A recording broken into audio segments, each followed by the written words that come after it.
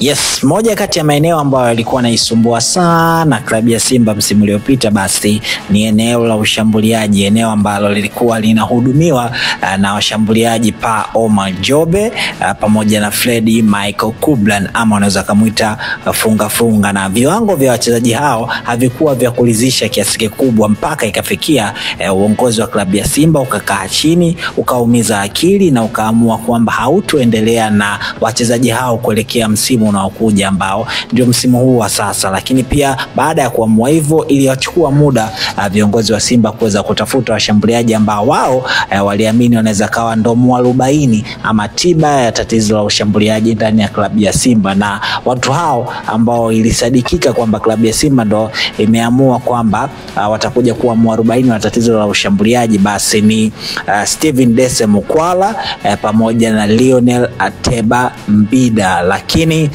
kumekuwa na minong'ono mingi, kumekuwa na maneno mengi, kumekuwa na maono mengi kuhusiana na viwango vya wachezaji hao, lakini haswa anayeguswa sana ni Christian Lionel Ateba Mbida, na hii imetokana na kile ambacho nakionyesha. Ameonekana ni mshambuliaji ambaye anakosa nafasi nyingi, ameonekana ni mchezaji ambaye anahitaji nafasi nyingi zaidi ili kuweza kufunga walau bao moja. Lakini pia leo hii nimeamua nikupitishe kwenye maoni ya mchambuzi lakini pia mwandishi wa habari wa muda mrefu sana hapa nchini Tanzania, nikiwa na maanisha Edo Kumwembe. Yeye ameandika hivi kupitia gazeti la Mwanaspoti. Anasema anamuona Lionel Ateba kama mchezaji ambaye yupo katika kipindi muhimu cha mchakato wa kuifanya Simba kuwa imara zaidi.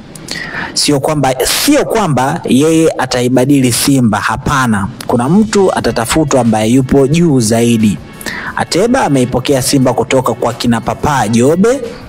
Kama utawalinganisha wote wawili basi Ateba ni mzuri kuliko Jobe, lakini kama unataka Simba iwe bora zaidi basi unahitaji mshambuliaji bora zaidi kuliko Ateba.